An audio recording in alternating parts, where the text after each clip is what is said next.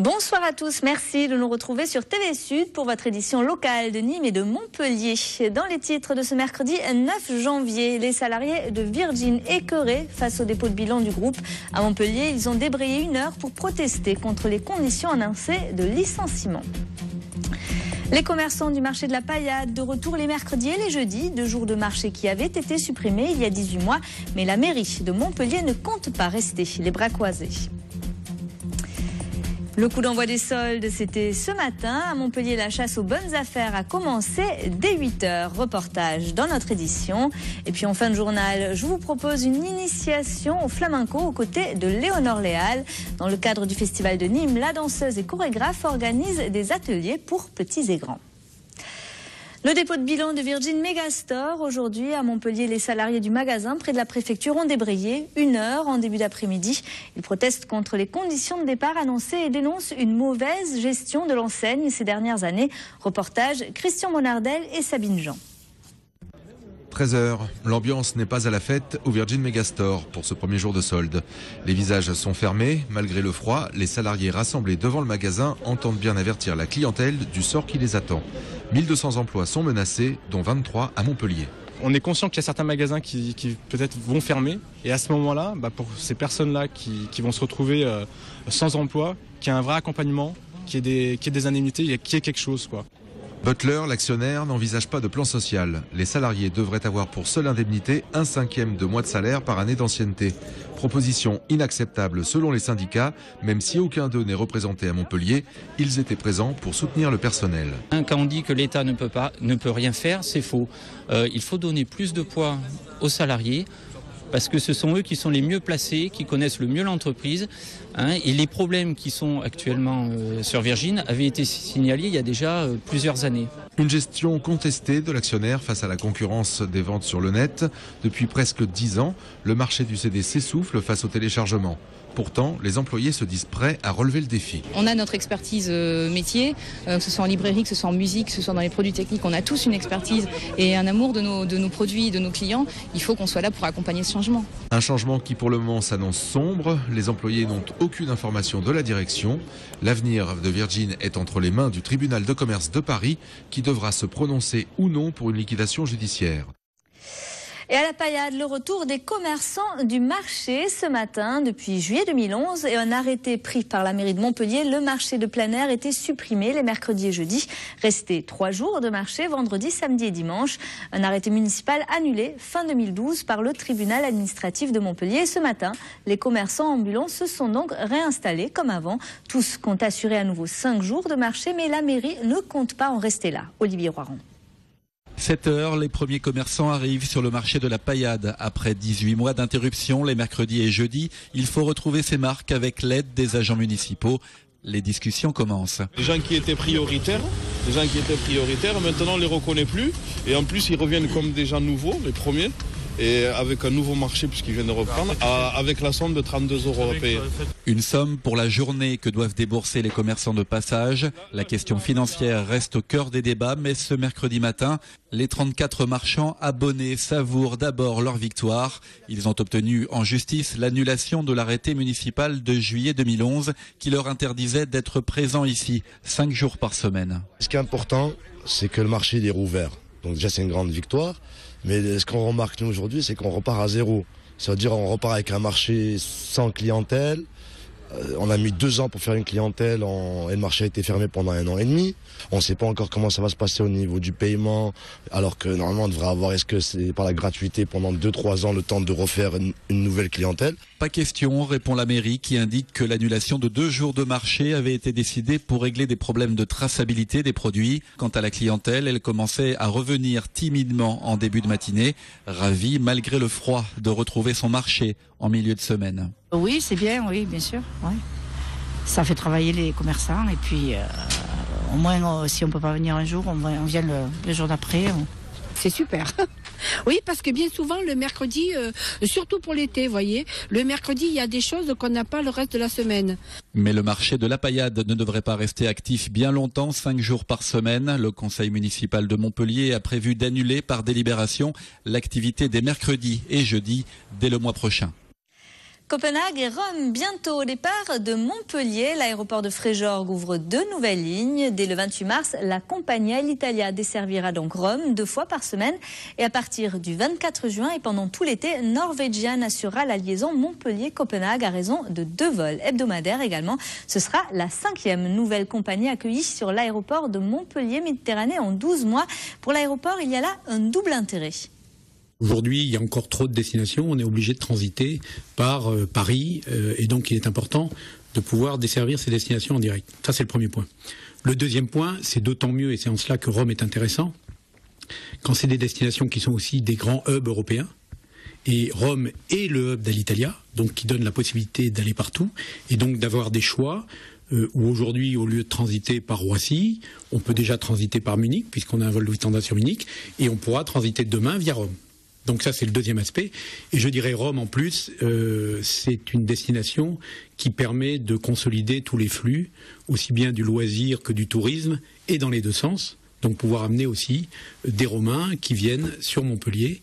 Donc je dirais que c'est une ligne qui correspond vraiment aux priorités de l'aéroport. Et c'est parti pour 5 semaines de soldes. Dès ce matin, les vitrines affichaient des rabais de moins 30, moins 40, voire moins 70%. Au polygone de Montpellier, les boutiques ont ouvert à 8 heures pour l'occasion. Et les premiers acheteurs étaient là dès le lever des rideaux métalliques pour dénicher la bonne affaire, comme aux Galeries Lafayette où Mouadel Yakabi était. Regardez. Nul besoin d'attendre les dernières des marques pour faire des affaires. Dès aujourd'hui, certains magasins affichent des rabais intéressants. Il n'est pas rare de voir des remises de 70% dès la première semaine, là où la norme était plutôt autour des 30%. Farouchement concurrencés par les sites internet et malmenés par la crise, les commerçants font tout pour profiter au maximum de l'affluence des soldes et redoublent de créativité pour séduire leurs clients. Des clients qui, même s'ils espèrent se faire plaisir, ne dépensent pas sans compter. C'est au coup de cœur, quoi. Vous savez, on a à peu près de tout, alors non, pas spécialement un budget, mais enfin, il y a des limites quand même, hein. On s'arrête à un certain moment, quoi. Les soldes ne concernent pas que le secteur de l'habillement, l'électroménager, le mobilier ou même la literie sont également concernés. L'occasion de joindre l'utile à l'agréable, on s'équipant à des prix intéressants.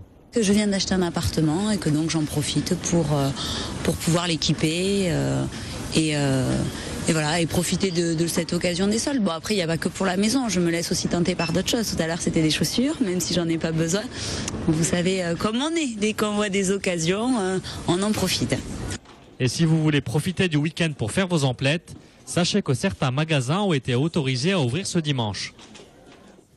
L'école supérieure de journalisme de Montpellier déménage. Après 10 années passées au domaine de Gramont, l'ESJ s'installe à l'EAI.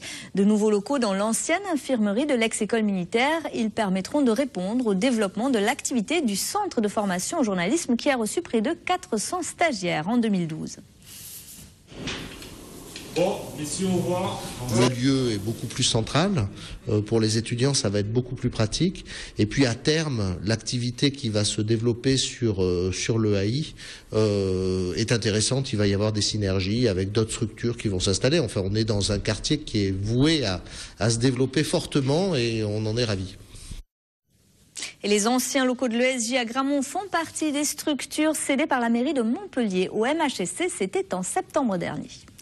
Le MHR débarque en Angleterre. Les rugbyman montpelliérains se préparent à affronter Sale vendredi pour le compte de la H-Cup. Objectif, s'assurer la seconde place du groupe juste derrière Toulon. Mais la tâche risque d'être rude avec Genti, Figalo, Carvarec et Lelei Malefaga à l'infirmerie. La première ligne de Montpellier est nettement affaiblie. Reportage à l'entraînement Mouadel Yakabi. Deuxième de leur groupe derrière l'intouchable Toulon, le MHR prépare son déplacement sur les terres de Sale dans le rôle de la petite équipe ambitieuse. Avec 12 points au compteur, les Montpelliérains peuvent prétendre à une place qualificative de meilleur deuxième, un exploit pour une équipe qui découvrait la compétition l'année dernière.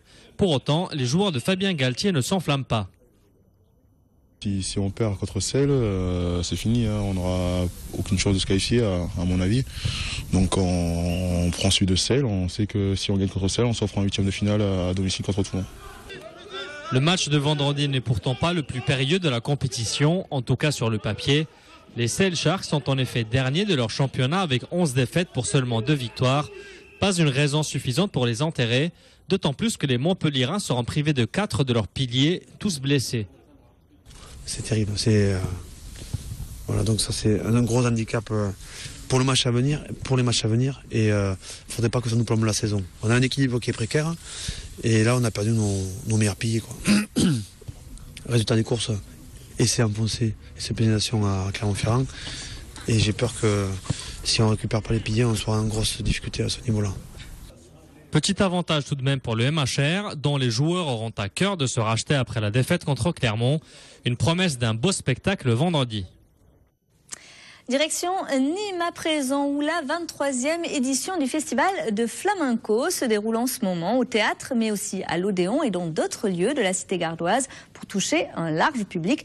Et aujourd'hui, la danseuse et chorégraphe Léonore Léal proposait un atelier à une vingtaine de danseurs, petits et grands. Un moment de partage très convivial auquel a assisté Alain Belon. Regardez. Apprendre le flamenco d'une manière ludique et interactive, c'est le flamenco Anel Recreo. Créé par la danseuse Léonore Léal, elle transmet sa passion et sa manière de vivre aux adultes, mais aussi aux enfants. Les enfants, c'est des éponges. On voit carrément s'ils connaissent bien ou s'ils aiment bien surtout le rythme. C'est vraiment les débuts. Si ça les plaît vraiment, c'est vrai qu'ils vont les faire, ils vont tout faire pour tout apprendre. Et ça se voit peut-être dans la vitesse, mais pas. Mais si ça l'attire, c'est clair que c'est comme ça qu'on voit qu'ils aiment. Pendant 1 heure, enfants et adultes ont vibré au son de la guitare de Rafael Rodriguez, ainsi qu'au rythme de la gestuelle et du zapateado de Léonore Léal. J'ai essayé de suivre, de rentrer dans la musique et dans l'âme de ce qu'elle nous proposait. J'ai trouvé ça super bien et aussi assez tonique. J'ai appris beaucoup de choses et je me suis bien amusée. Il y a des choses où j'étais pas très à l'aise, par exemple des choses avec les pieds ou des choses qui sont un petit peu difficiles avec le corps. Bouger les pieds en même temps que le corps, c'est un petit peu difficile, je trouve. Un moment difficile pour les corps, mais pour tous, ils en redemandent.